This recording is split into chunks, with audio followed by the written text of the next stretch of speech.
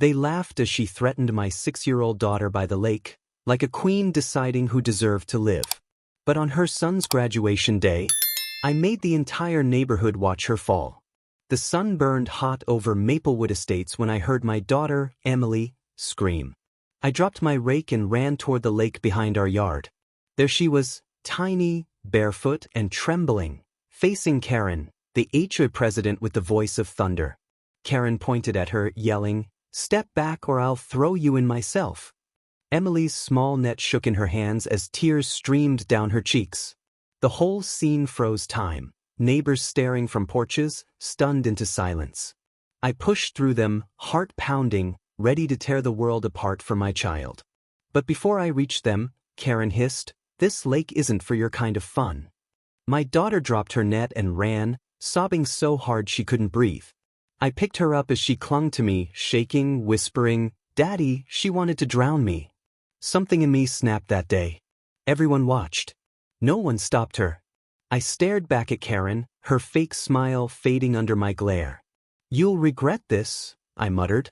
She scoffed, "You're a principal, not a god." I didn't reply. I just walked away, holding Emily tight. "Before we go on, please, where are you watching from and what time is it right now?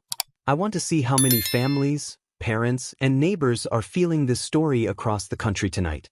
Your comment helps this message reach more people who've faced unfair HOA rules too."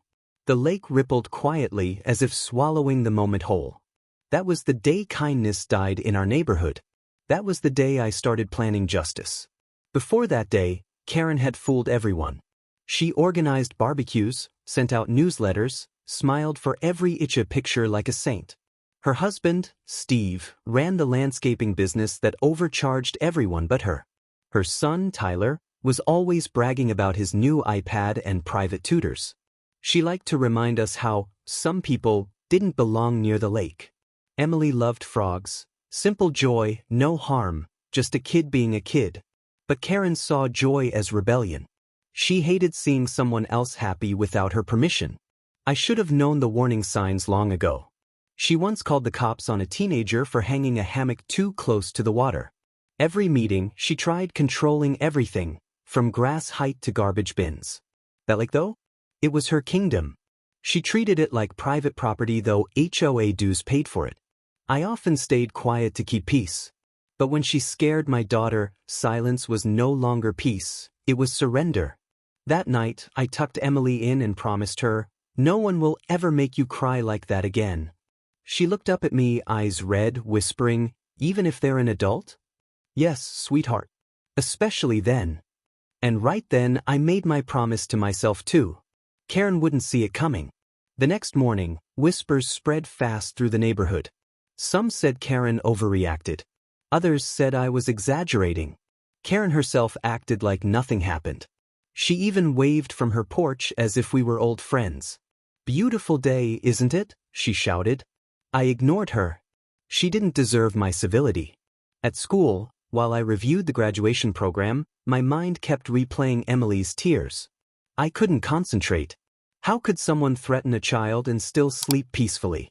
That evening, HOA emails poured in, Karen claiming certain residents disrespected community safety rules. I was one of them. Her boldness was unbelievable. She flipped the story completely, painting herself as the victim. But then, fate gave me something she didn't expect, her own weakness. Karen's son, Tyler, was in our elementary division. I was his principal. And graduation was in 2 weeks. A thought crept in quietly, almost whispering, "Justice doesn't need anger. It needs precision."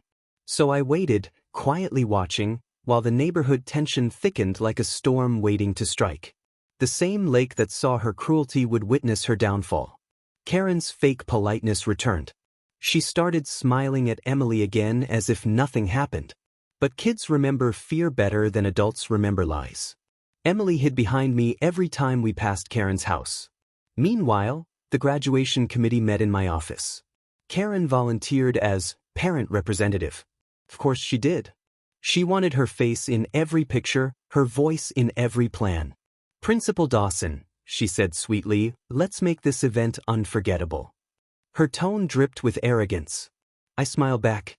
Oh, it will be. Trust me. She laughed, thinking she'd won. She didn't notice how everyone else in the room avoided eye contact with her.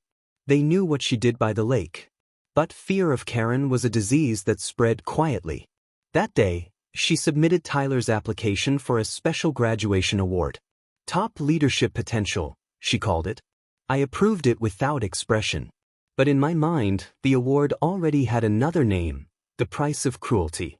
When she left, I sat back, feeling that storm grow stronger inside me.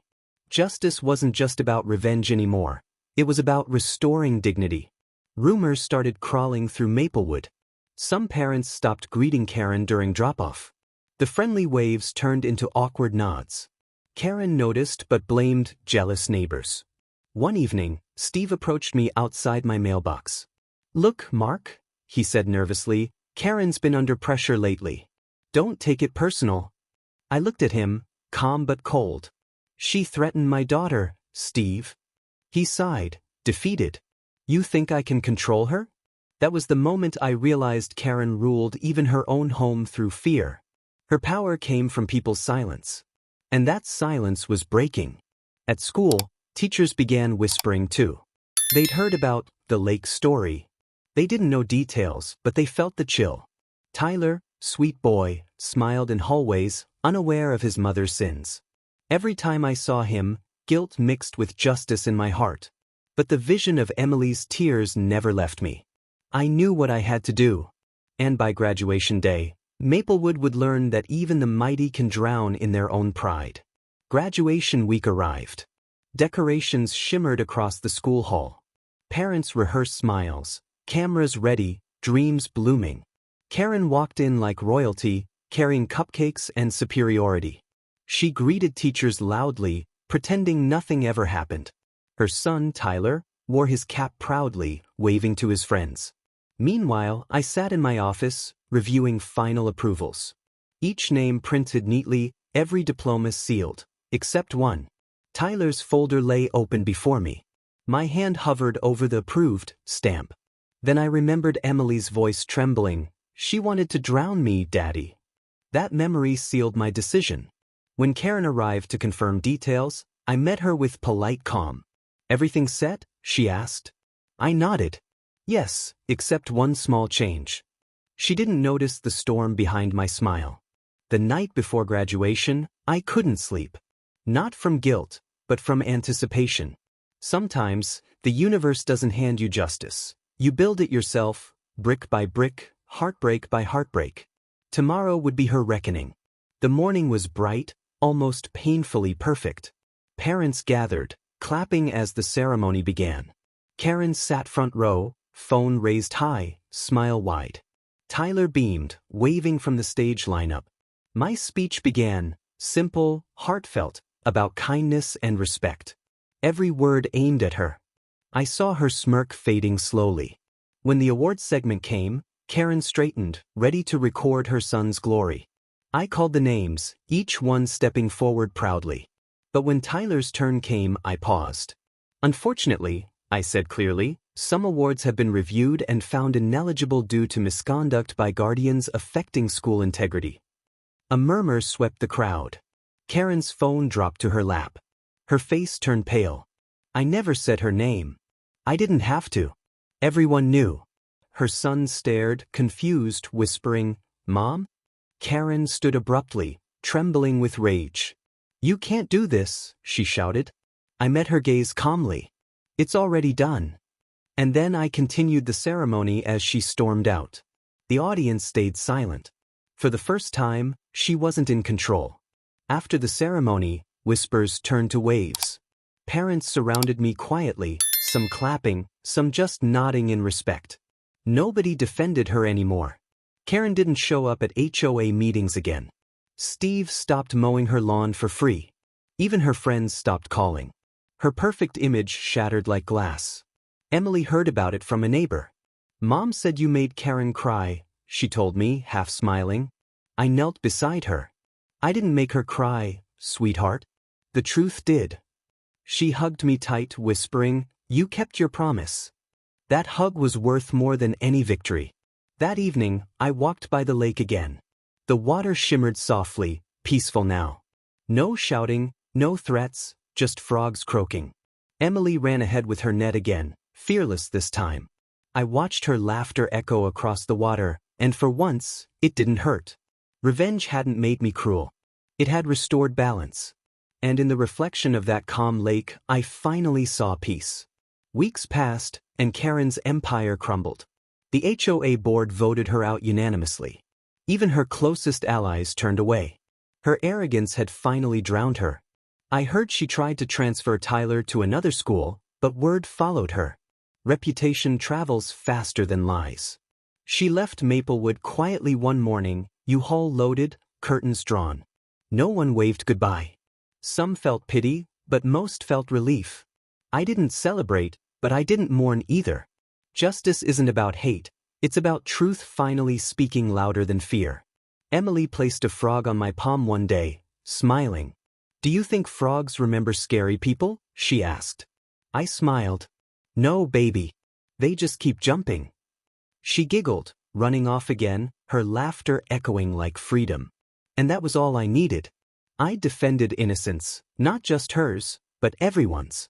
And in that I found something better than revenge. I found redemption through courage. Years later, people still whisper about the lake incident. Some call it gossip, others call it justice. For me, it became a life lesson.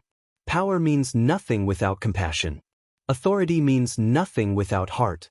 I still walk by that same lake sometimes, gray hair, slower steps. The frogs still jump. The water still shimmers. And Emily, now grown, brings her daughter here to play. "Grandpa," she says, "was this where the mean lady lived?" I chuckle softly. She lived, but kindness outlived her. Karen's name faded, but the story stayed. A reminder to every parent watching their child explore. Protect their wonder. Defend their laughter. And when cruelty threatens innocence, fight it. With grace, with courage, and if you must, with justice.